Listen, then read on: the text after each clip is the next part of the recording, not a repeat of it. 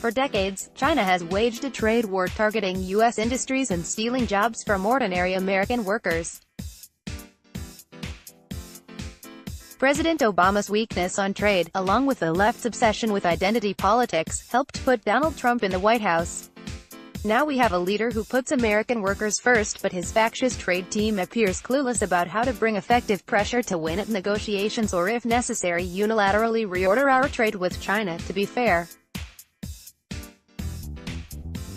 to prevail in any international confrontation, whether it is disarming North Korea, stifling Russian aggression or fixing trade aggression, the president needs to know the enemy, cultivate allies to bring pressure that complements U.S. actions, and implement a strategy that makes retaliation difficult. Trump's hawks, Ambassador Robert Lighthizer and Trade Director Peter Navarro, confuse trade with the world with trade with China. WTO isn't busted and our allies are not trade criminals. Europe has its dysfunctions, most significantly Germany's obsession with trade surpluses that victimized southern EU members and the United States, but slapping tariffs on Europe and Canada does not solve America's #1 trade problem. The United States has a $515 billion trade deficit, $374 billion is with China, and oil accounts for most of the rest. Contrary to President Trump's claims, we have a modest trade surplus with Canada. Our allies increasingly recognize China's mercantilism and its goal to dominate artificial intelligence and other critical technologies by 2025 is a big threat. They could be engaged to help put pressure on China, but slapping tariffs on those allies pushes them into Beijing's corner. In 2001, China was admitted to the WTO on the premise that its economic policies would evolve toward Western norms. Instead, it got rich exploiting its developing country status on tariffs and to target and obtain critical technologies by applying coercive tactics and outright theft. WTO rules are intended to boost trade and investment among Western market economies, and its dispute settlement mechanism is designed to adjudicate the venial sins of overly aggressive Western industrial policies, for example, state subsidies to Airbus. In 2001, China was admitted on the premise that its economic policies would evolve toward Western norms.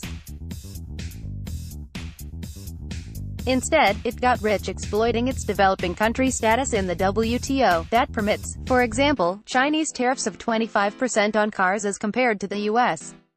levy of 2.5%, and to target and obtain critical technologies by applying coercive tactics and outright theft. Its notorious industrial targeting, opaque administrative barriers to imports that supplement high tariffs, extravagant production and export subsidies, and criminal acquisition of Western technology through compulsory joint ventures and outright piracy, is virtually impossible to police through WTO dispute settlement. It would be like prosecuting tens of thousands of white-collar criminals on Wall Street each year. Those are terribly difficult cases for government lawyers to win, even one at a time. America and our allies need a new deal with China.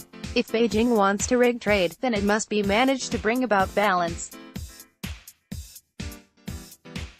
Otherwise, China accumulates hundreds of billions of dollars it can use to buy influence through its Silk Road initiative and acquire Western technology companies. And relying on targeted tariffs is dumb. China can quickly counter duties on $50 or $100 billion of its exports by targeting U.S.